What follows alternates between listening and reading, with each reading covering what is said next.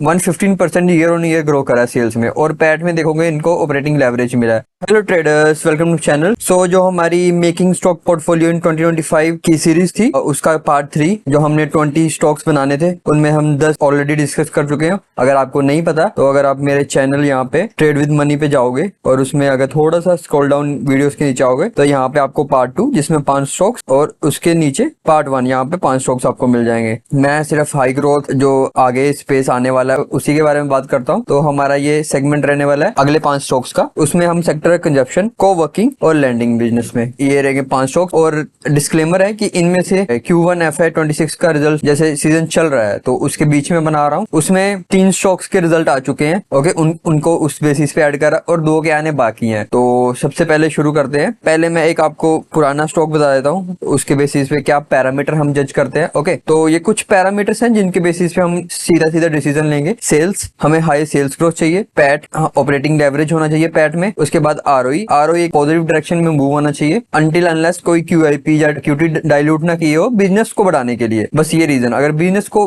ना बढ़ाने के लिए इक्विटी डाइल है तो वो अकाउंट नहीं होगा। जैसे QIP करोगे, QIP मतलब कि प्रोफेशनल से पैसा लोगे, उसमें इक्विटी डाइल्यूट होगी तो वो ROE कम होना वो चलेगा क्योंकि वो बिजनेस के लिए करा हुआ है। उसके बाद बिजनेस ने पिछले क्वार्टर्स में कैसा परफॉर्म किया है, उनकी गाइडेंस क्या है, और ये ऐसे ये particular business to business depend करता है, हर एक का कैपेक्स प्लान अलग रहता है तो उसके बेसिस पे। तो सबसे पहले कल ही उस स्टॉक का रिजल्ट आया, EFC ये स्टॉक है। ये को लैंडिंग बिजनेस में, को लैंडिंग कैसे, जैसे कि हमारे जैसे IT ऑफिस ये सब ऑफिस होते हैं, तो जो भी स्टार्टअप्स होते हैं वो फॉर एग्जांपल नया सब कुछ सेटअप बिल्डिंग नहीं कर पाते, तो ये उसी बिजनेस में काउंटर करती है कि उनको एक कोवर्किंग स्पेस बना के देती है, सीट्स के जैसे चार्ज करती है ताकि दोनों के लिए वो उनसे पर सीट चार्ज कर सके और जो कंपनी सेटअप कर रही है अपने एम्प्लॉयज को उनको बिठाने को जगह मिल पाए ताकि वो अच्छे से काम कर पाए। तो दोनों का अपना विन विन सिचुएशन है। तो ये काफी अच्छे से इन्होंने ग्रो करा है, like 115% year on year grow करा है सेल्स में। और पैट में देखोगे इनको ऑपरेटिंग लेवरेज मिला है 196% का। ROE देखोगे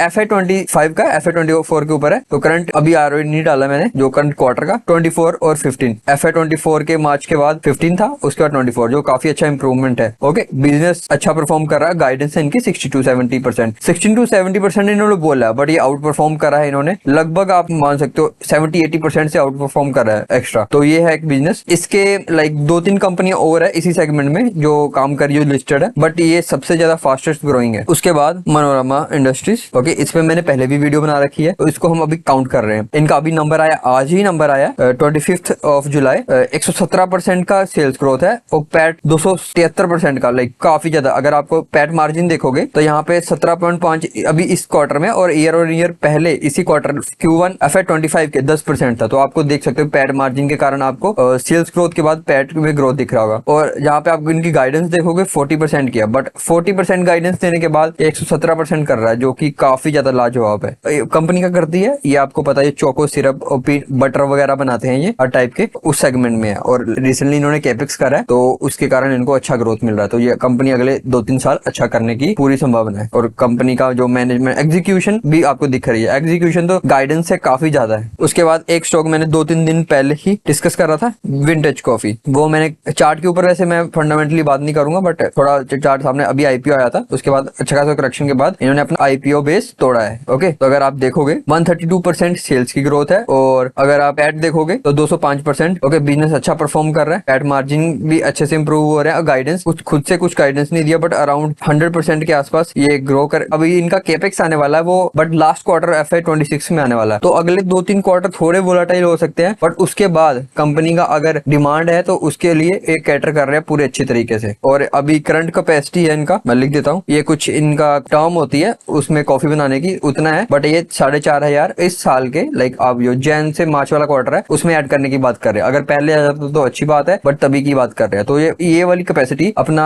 95-100% पे जा रही है। तो क्वार्टर ऑन क्वार्टर लगभग आप कंपेयर करोगे तो थोड़ा बहुत आपको दिखे, क्योंकि 100% से ज्यादा क्या ही अब करेंगे, जब इनका कैपेक्स ऐड हो जाएगा तब ये और अच्छा करने लग पड़ेगी। ओके, ये 3 कंपनी का रिजल्ट आ चुका है तो उसके बेसिस पे करा है। उसके बाद एक वायर एंड केबल सेगमेंट की कंपनी है पैरामाउंट, और यहाँ पे चौथा कंपनी है, यहाँ पे आप देखोगे पैरामाउंट कम्युनिकेशन, ये वायर एंड केबल सेगमेंट की कंपनी है। इनको रिसेंटली ट्रैक करना शुरू करा, पहले ये पिछले सालों में इन्होंने अच्छा परफॉर्म नहीं करा, बट पिछले 1-2 क्वार्टर से इन्होंने अच्छा परफॉर्म शुरू करा है। तो सेल्स इनका 56% है। ओके, अब पैट में अभी नेगेटिव है क्योंकि कंपनी ग्रो कर रही है। इस क्वार्टर में देखना पड़ेगा कि कैसे रिएक्ट करते हैं। ओके, और इनका गाइडेंस है 30% से सेल ग्रो करना अगले 5 साल के लिए, तो काफी लंबा गाइडेंस है, उसके बेसिस पे इसको डाला है। ओके, तो ये थी। और अगली जो कंपनी रहने वाले क्रेडिट एक्सेस ग्रामीण, ये माइक्रो फाइनेंस की कंपनी है और इसको प्योर हमने लिया है इनके टर्न अराउंड बिजनेस की स्टोरी की वजह से। ये इनका माइक्रो फाइनेंस का एक साइकिल चलता है जिसमें ये 6 से 8 क्वार्टर परफॉर्म करते हैं, उसके बाद इनका down cycle due to various reason चलता है, पर इनका साइकिल जल्दी रिकवर कर जाता है उस वजह से। ओके, तो टर्न अराउंड है, इनका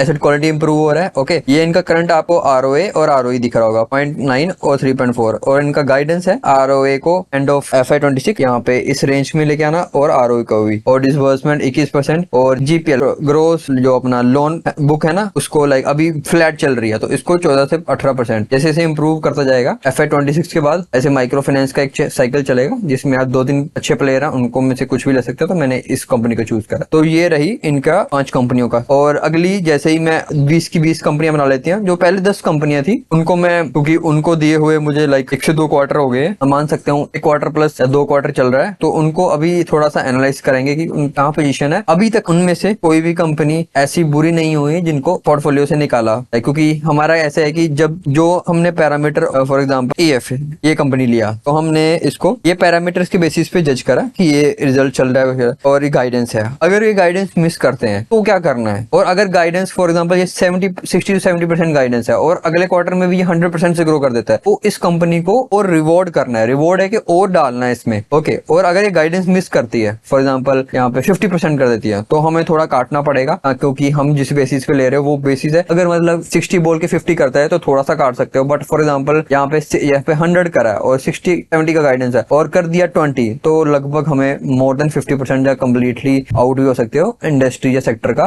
कंडीशन देख के। तो यही था। अगले वीडियो में पहले मैं 10-15 दिन के बाद मैं चौथा इसका 4th जो हमारा लास्ट वाला बचा है, जहाँ उसके साथ एक एडिशनल 25 स्टॉक कर दूंगा, जिसमें से आप कोई भी 25 भी कर सकते हैं, पोर्टफोलियो में रख सकते हैं, ऐसा कुछ लिमिटेड नंबर नहीं है, बट हमने एक सीरीज शुरू करा था 20 स्टॉक का, तो उसके बेसिस पे। तो होप आपको वीडियो अच्छी लगी हो और स्टॉक कुछ मिले हो, और भी अच्छे बिजनेसेस जैसे इसे ट्रैक करता हूँ जो अच्छे निकल के आते हो, तो अगला जो 5 से 10 स्टॉक रहने वाले हैं उसके बेसिस पे रहेंगे। होप आपको वीडियो अच्छा लगा हो तो चैनल को सब्सक्राइब और वीडियो को लाइक और अपने दोस्तों के साथ शेयर कर देना। Bye bye, take care.